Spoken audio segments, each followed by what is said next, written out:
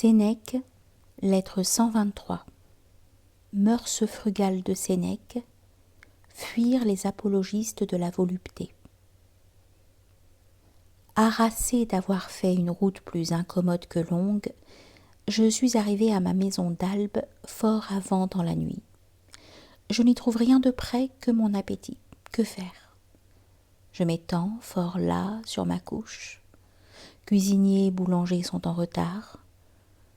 Prenons bien la chose, et je me dis à part moi, non, rien n'est pénible dès que tu l'acceptes sans peine. Rien ne te doit dépiter si ton dépit même ne l'exagère. Mon boulanger manque de pain, mais mon régisseur, mon portier, mon fermier en ont. Mauvais pain, dis-tu. Attends, il deviendra bon. La faim te le fera trouver tendre et de premier choix. Seulement n'y touche point qu'elle ne te commande. J'attendrai donc et ne mangerai que quand j'aurai du bon pain ou que le mauvais ne me rebutera plus. Il est nécessaire d'apprendre à s'accommoder de peu. 1000 difficultés de lieu et de temps nous traversent, et, fût-on riche et des mieux pourvus, s'interposent entre nous et l'objet souhaité. Nul ne peut avoir tout ce qu'il désire. Mais on peut ne pas désirer ce qu'on n'a point, et user gaiement de ce que le sort nous offre. C'est un grand point d'indépendance qu'un estomac bien discipliné et qui sait souffrir les mécomptes. Tu ne sauras imaginer quel bien-être j'éprouve à sentir ma lassitude se reposer sur elle-même. Je ne demande ni friction, ni bain, pas d'autre remède que le temps. Ce qui est venu par la fatigue s'en va par le repos. Ce souper tel quel, je le savourerais mieux qu'un banquet de pontife. Voilà donc enfin mon courage mis à une épreuve inattendue, par conséquent plus franche et plus réelle. Car l'homme qui s'est préparé, qui s'est arrangé pour souffrir, ne découvre pas si bien quelle est sa vraie force. Les plus sûrs indices de la force naissent de l'imprévu. Quand les contretemps nous trouvent non seulement courageux, mais calmes. Quand, loin de prendre feu, d'invectiver, nous suppléons à ce que nous avions droit d'attendre en supprimant notre désir, et réfléchissons que si nos habitudes en souffrent, nous-mêmes n'y perdons rien. Que de choses dont on ne comprend pas toute l'inutilité que lorsqu'elles viennent à nous manquer. On en usait non par besoin, mais parce qu'on les avait. Que d'objets l'on se donne parce que d'autres en ont fait templette, parce qu'on les voit chez presque tout le monde. L'une des causes de nos misères, c'est que nous vivons d'après autrui, et qu'au lieu d'avoir la raison pour règle, le torrent de l'usage nous emporte. Ce que peu d'hommes feraient, nous n'aurions garde de l'imiter. Mais les exemples abondent-ils? Comme si la chose en était plus belle pour être plus fréquente, on l'adopte. Et l'erreur prend sur nous les droits de la sagesse dès qu'elle devient l'erreur publique. On ne voyage plus maintenant dans un escadron d'éclaireurs numides qu'appuie une légion de coureurs en avant-garde. Il est mesquin de n'avoir personne qui jette hors de la route ceux qui vont vous croiser et qui annonce par des flots de poussière que voici venir un homme d'importance. Tout le monde a des mulets pour porter ses cristaux, ses vases murins, ses coupes ciselées par de grands artistes. Il est pitoyable qu'on puisse croire tout votre bagage à l'épreuve des chaos. Chacun fait voiturer ses jeunes esclaves, la face enduite de pommade, de peur que le soleil, que le froid n'offense leur peau délicate. On doit rougir si dans son cortège de mignons, on n'a pas un de ces frais visages auxquels il faut un préservatif. Évitons le commerce de tous ces hommes, propagateurs d'immoralité. La contagion circule avec eux. La pire engeance était, semblait-il, les colporteurs de médisance. Il en est une autre, les colporteurs de vices. Leurs doctrines nuisent profondément, et si elles n'empoisonnent pas sur le coup, elles laissent leurs germes dans le cœur, Elles ne nous quittent plus, fussions nous-mêmes déjà loin d'eux, et plus tard le mal se réveille.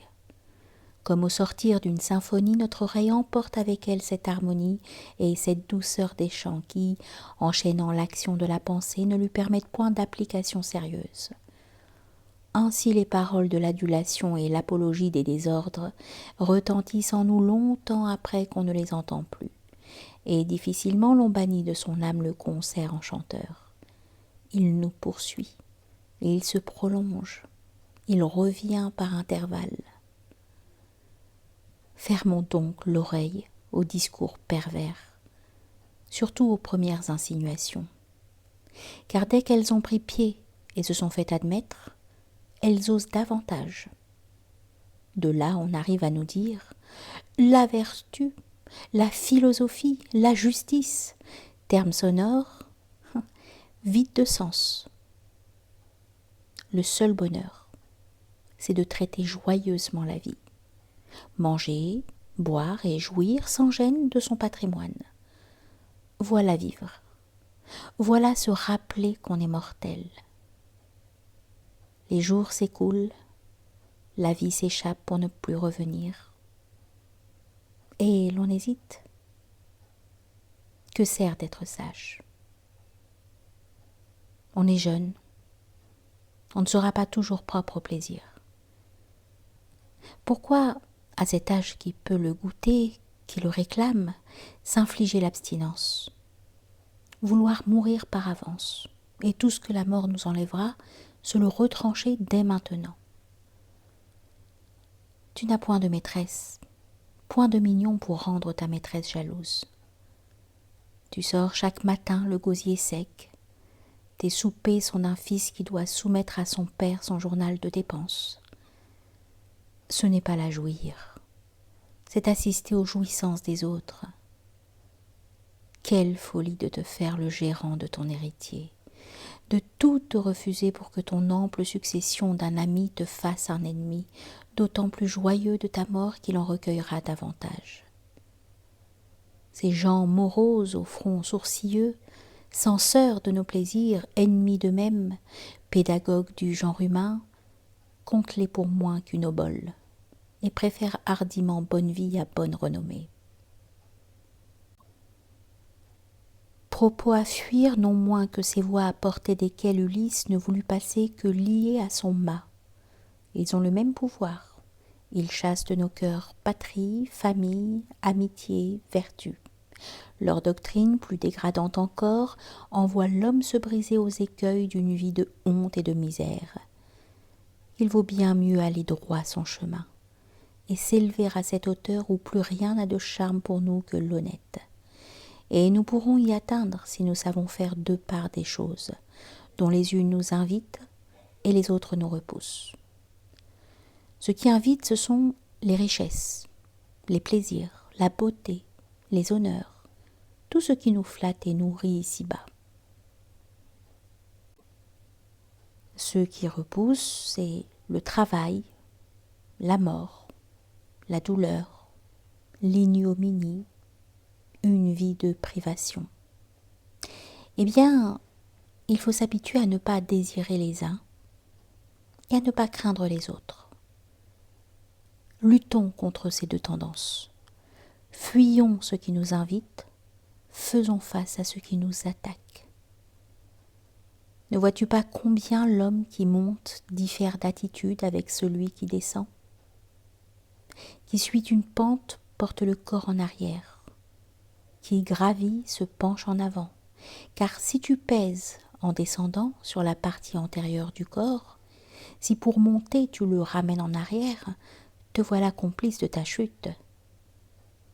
Aller au plaisir, c'est descendre.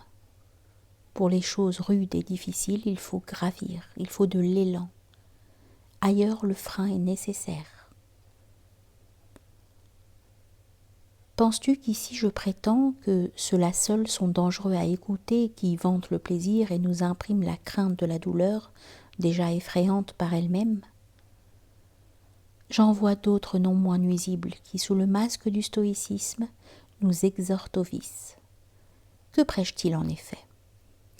que le sage, le philosophe seul sait faire l'amour, seul apte au grand art de bien boire et d'être bon convive. Le sage y est passé maître. Voyons, disent-ils, jusqu'à quel âge peuvent être aimés les jeunes garçons? Laissons aux Grecs cette pratique. Prêtons plutôt l'oreille à ceux qui disent « Nul ne devient bon par hasard. La vertu veut un apprentissage. La volupté est une chose abjecte et futile, digne de toute notre indifférence, qui nous est commune avec les brutes, et que les dernières, les plus viles, pourchassent avec plus d'ardeur. La gloire est un songe, une fumée, un je ne sais quoi plus mobile que le vent. La pauvreté n'est un mal que pour qui se révolte contre elle. La mort n'est point un mal. Qu'est-elle donc, dis-tu? La seule loi d'égalité chez les hommes. La superstition est une erreur qui tient du délire. Elle craint ce qu'elle devrait aimer. Son culte est une profanation. Or, quelle différence y a-t-il entre nier les dieux et les dégrader? Voilà ce que nous devons nous dire et nous redire sans cesse. La tâche de la philosophie n'est point de suggérer des excuses aux vices, plus d'espoir de salut pour le malade que son médecin invite à l'intempérance.